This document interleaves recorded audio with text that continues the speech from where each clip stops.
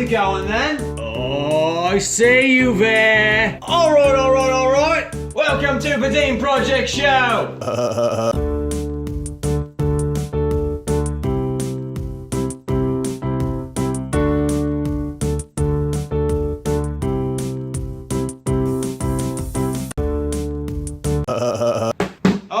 Thank you for coming back to the program. Welcome to the Dean Project Show. My name is Dan. That is Munchie. Together we are the Dean Project, the best band in the world. No big deal. Go check out our music. It's the best on the planet. You'll love it. Alright, now we're not here to talk about how great we are. We're not here to talk about the best music, the best band on the planet. We're here to talk about this fine piece of literature right here. We're here to talk about How to Lose Friends and Alienate People by Toby Young. Now, if you guys aren't familiar with Toby Young's work, I suggest you brush up on it. He's a very interesting and charismatic figure, but that's not what we're here to talk about today. We're here to talk about specifically the physical properties of this book. Now, right away, I'm loving the color scheme. I'm loving that green, I'm loving that orange, I'm absolutely loving that graphic, that cigarette pack graphic. Now, normally I get pretty annoyed when a book tells me what kind of book it is. Right on the front it says a memoir, but it's actually placed really, really well and really creatively within the graphic, so not only does it get a pass, it gets plus points because that's pretty clever and I love it. Now the side here you'll notice is a little pink. So you got the pink, you got the greens, you got the orange, you got the yellow. Really, really sick pastel kind of look we're going for here, and I'm digging it. Now,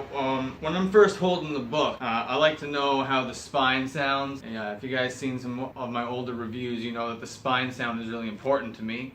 There's no real markers or indicators here anywhere to tell you where the best spot to knock is, so I'm just gonna try the whole thing. Oh, it like goes up and down a scale. Do you hear that?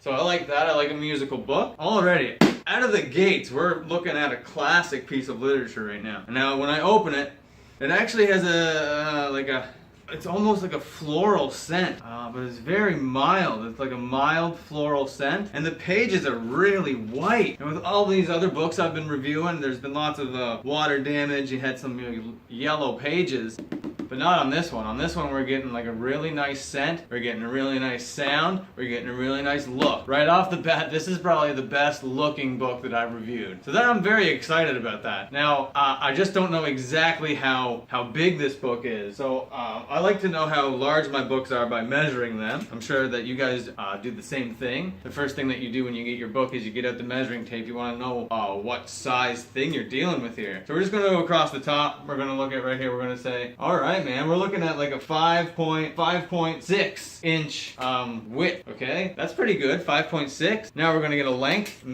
reading here. Let's see what we're dealing with. Whoa, 8.4. Oh, that's pretty good. That's not so cumbersome. You can take that with you. You can, I can't really think of any other purpose. Maybe you could fan yourself on a really warm day. Get yourself a How to Lose Friends and Alienate People in a cold Sprite. You're off to the races, bad boy. Now we're just going to see how big the spine is here. We're going to take a quick reading. Can you see that? That's almost a perfect inch. I don't know if they did that on purpose, but that's pretty brilliant. You know, if you fucking are very precise with your like book's widths, you know exactly where you can place that on a bookshelf. You know exactly what kind of spatial reasoning to utilize, and I really like that. So that's very efficient. We got some reviews here on the inside, some reviews. So I like it when a book tells me what other people think of the book. So once I get what someone else thinks of the book in the book, that can't be biased in any way. Definitely not. They wouldn't have put they wouldn't have paid for these, would they? They wouldn't have just selected the ones that are the best, would they? No. This is an accurate representation of all the reviews that. Whoa, there's a phone number on the inside. Should we call the phone number? Just kidding. I'm definitely not calling the phone number. I'm very socially anxious, and that wouldn't be very fun for me or you. So some of these reviews. It's a very funny book. Apparently, says Salon.com. Thank you, Salon, for that riveting fucking review. Very insightful. Very insightful. Now let's take a look. A cringingly funny memoir. Cringe. That's pretty bold. I wish the cringe people on YouTube would come out and be like, get ready to cringe, assholes. We're gonna cringe you to death. But they just make you wait for the cringe. This tells you it's a cringily funny memoir. Alright. Whoa. Achingly funny. So cringingly funny. It's very funny. Why did they could have just like combined all these and then give it one citation of where it came from. So it's achingly, amusingly, cringily, very funny so far. Whoa. Toby Young is one of the funniest writers at work today, says Quest. One of the funniest writers at work today. Unbelievable. Young unsuccessfully chases his dream to become a Manhattan mover and shaker, but successfully catalogs his experience into an excellent book.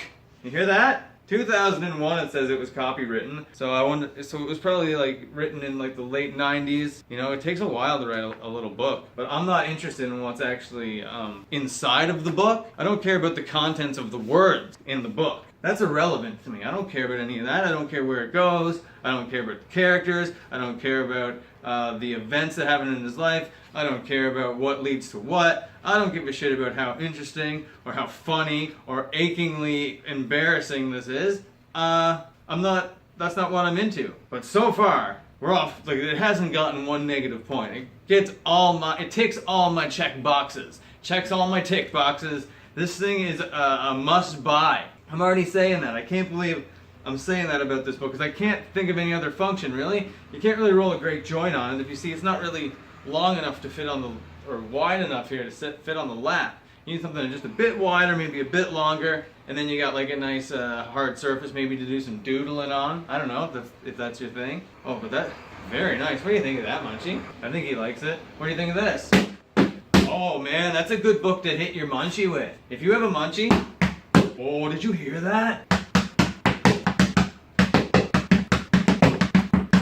So much bass. Fuck, that's dope. Alright, boys and girls, ladies and gentlemen, non-binaries, and everyone else in between, we gotta rate this book. This book is an A. This book is an A. This is,